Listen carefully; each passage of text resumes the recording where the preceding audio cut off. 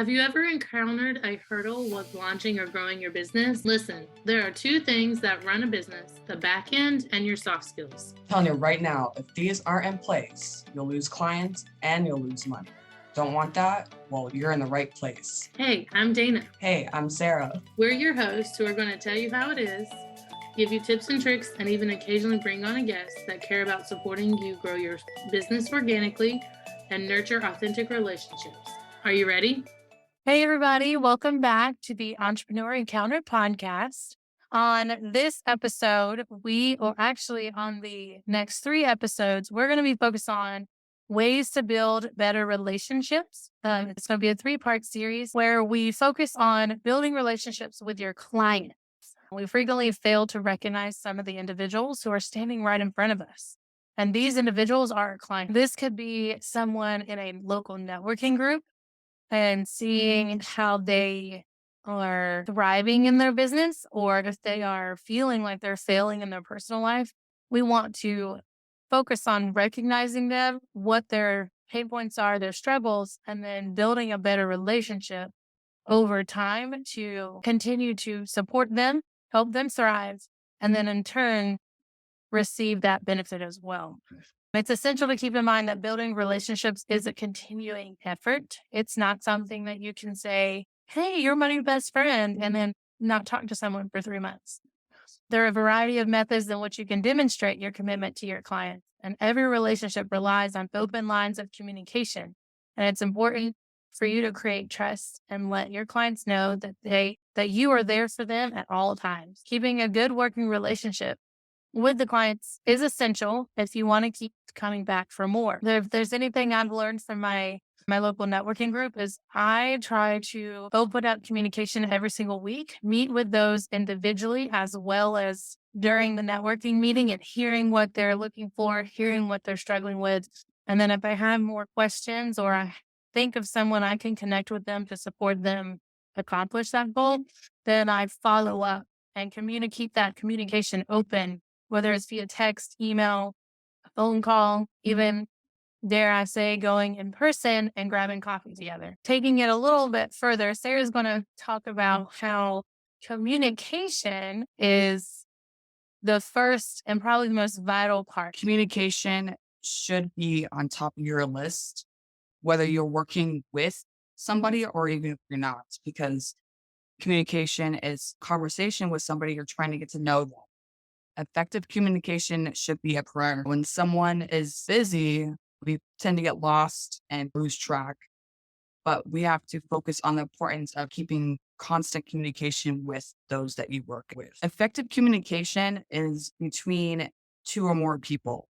It's not just a conversation. There's more that goes into it. Whoever you're working with, no matter what is going on in the busyness of your work, you want to make sure that you're on top of communication. And what I mean by this is, let's say that a project comes through and you need to communicate who it's going to. You need to communicate on the deadlines, everything that's in between the projects that you're working on. There's a slight problem when it comes to communication. I've seen this quite often, and unfortunately it's very aggravating because obviously busy days, you're going to get busy. But when you are busy, you tend to lack the communication. So you want to make it clear at the beginning how you will work with your clients so that you do not lose that communication. Whether it's first thing in the morning, you email them, call them to make that connection, say, hey, this is what's going on today. This is what we need to get done. Oftentimes we get busy and we end up not being able to communicate. So how do you prefer to communicate with your clients? I know I use Slack just because I can search responses. If there's something that I can't remember but know they talked about, I can easily search it, almost like in Google, but it's all in one platform. So what expectations and communication efforts do you put in for your own business? Depends on the clients that I have. I do have clients that like to text. I do have clients that like to use Slack. To me, it doesn't make a difference as long as there is some type of communication going on. What's trending with your audience? There's one thing that I see that's really trending is Slack. A lot of businesses love Slack It's very easy to use. And then there's other methods of communication within the coaching world or even with online business management. There's an app called Voxer. I Um, really read that one too. yeah, I personally would like to be able to text because that's my personal preference, but there are some people that do not like that. But again, it doesn't really matter as long as you communicate with your clients, email, Slack, phone, you have to keep that constant communication. Now, if you're starting to see that you're going days without hearing from anybody, I think that's when you need to reevaluate what's going on. Why can't you communicate with this person? Communication is very vital within the workplace, within your business. Because if you lose track of the communication, some things are not going to get done. I feel like the lack of communication is also important, or like lack of responses. I am very big on touch points and I almost tend to over communicate with those around me. With my clients, anyone that I work with, whether they're in the wedding industry, they're in finance, whatever the case may be, I really love getting to know them as a person, not just keeping them updated on the project. So I created end of week wrap up that I email every Friday before I end my day. Sometimes I'll send it earlier just because I know I have a busy afternoon and let them know, hey, I'm still available until this time. I'm getting this out to you early. So that way, if they have any last minute questions or they want to tweak what being worked on a project next week, they have the time to do so. And I'll be able to respond and assure them that I see it, and I'm focused on it. And it kind of builds that trust a little bit more and makes them more comfortable with the week ahead, because the goal is for them to be able to relax and feel like they can step away from the busy work. But if I don't have those genuine touch points to confidently and clearly communicate with them, then they start getting stressed. And if they're stressed, well, then I'm going to be stressed. Yeah, that is definitely not good. Let's get things that need to be done before the weekend. Because who wants to work on the weekend? Nobody does. Sure don't. No. I have strictly communicated. So that's the first thing I learned when I launched my business and was trying to go full time, was to not only set boundaries, but clearly when I send a proposal and I have that clarity call, I go over, hey, I don't work weekends. I'm available Monday through Friday during these times. And then when we do our onboarding call, even though technically it's written out in the contract and everything else, I'm fine. Point out, these are my hours of communication. This is the best way to reach me. If it is immediate, you need to Slack me. If it's not immediate, but you just want me to respond at some point, then email. If it is a 911 emergency, text me, because only my high ticket clients get my phone number. But I'm going to Slack on my phone. So even if I'm in the clear line or whatever reason my kids have a doctor's appointment, I can still pull up my phone or get an alert of XYZ client is trying to contact me. They need an answer. And most of the time a lot of my stuff lives in Google Workspace, so I can access that from my phone as well. So I can easily share whatever it is that they might be looking for, or I can easily get into their CRM through my phone because most of them also have apps, and assure them quickly. I also communicate that, hey, I'm not at my desk right now. So here's enough to answer your question, and I will give a better response or follow up with this when I get back to my desk and dive into whatever the situation may be. My clients know, I even communicate that, is I'm a mom. I'm a mom first, I'm a wife first, and then I have this business where I love supporting and nurturing other people's businesses. And most of the time, that's okay. They get it. So at the time of this recording, thankfully, my kids are at school. So I have a nice quiet background to record this episode. But honestly, when the summer months come or spring break hits, it's going to be very dicey to make sure that we get this recording done, or that if I'm on a Zoom call, like syncing with a client, they're all already well informed that a child may or may not interrupt the Zoom call to come say hi to the random people that I'm connecting with. When a client is feeling encouraged and they are up to date on what's going on in their project, The communication is flowing both ways. It's very open. Then the positive energy is just going to flow into it and then flow into their clients and whoever it is that they work with or whatever products they create on a regular basis. What I have learned to love is whenever I experience stress or any sort of overwhelm, whether it's at my desk or away from it, but whatever happens away from my desk usually funnels into my desk.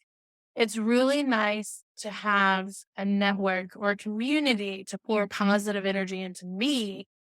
And then I can then in turn pour it into my clients. Enthusiasm. I'm very much a cheerleader for everyone. Like, your goals become my goals. I'm instantly brainstorming, like, how can we make this happen? What are we going to do to get that done? Like, all of that fun stuff. And then I nerd out on blueprinting the strategic bite-sized pieces. What groups are we going to network in? How are we going to borrow someone else's audience to get your product in front of someone else? Who in my network can I already connect you with? So forth and so on. It's just very nice to have all that happy go lucky feels when like my client is overwhelmed and they know they can come to me and I'm going to instantly say, yeah, that sucks. But here's the bright side of whatever the situation is. Positive energy, no matter who you're around, that's contagious, because if you are around people that bring that positive energy, they see that in you and they're going to feel it and they're going to feel confident and they're going to feel that they want to be positive. So let's say that you're going to a networking event and somebody's like, oh, this week has been rough. They're going on and on about their week. And then you give them feedback on something about that will bring up their energy, make them feel happy and not so down. I think that helps them feel like an individual and not just another number in like my revenue. Like, obviously they've hired me and they're supporting me, support my family. But by being there and keeping lines of communication open and bringing the energy, so to speak, they get to feel like A, they matter because they do. B, their problems are my problems and I'm there to support them. So they are not just a client, but they're an individual. So if they are struggling with something personally, that trust is there. The feelings of importance is there so that they know that without a shadow of a doubt, I'm going to be there to do whatever I can to keep their business going so that they can focus on their family, for instance, or whatever it is. And it's going to be there when they are able to come back. The way that you treat your client as an individual and not just a transaction.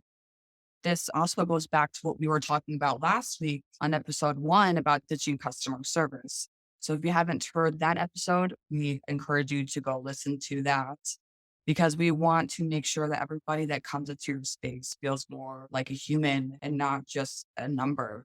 Obviously, we're here for business. Again, like we're here to make money, but building relationships is what's going to get you that money. I was just thinking about it earlier today during a random networking call.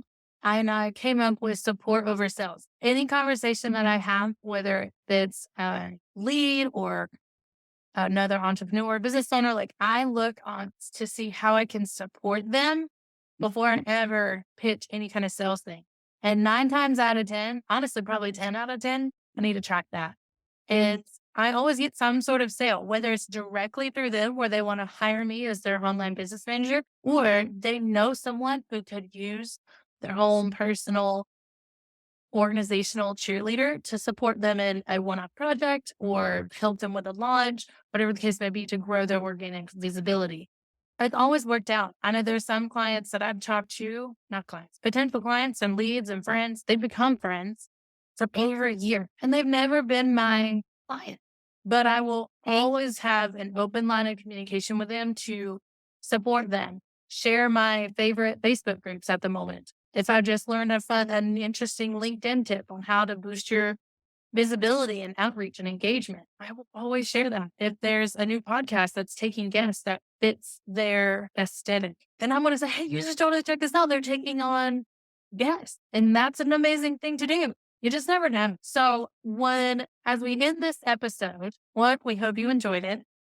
2, we have a question for you, and either leave it in the comments of whatever platform you listen to or in our Facebook group, which we linked in the show notes. What ways are you going to communicate better and bring in that positive energy this week or this month? Hopefully for the year. See you next week.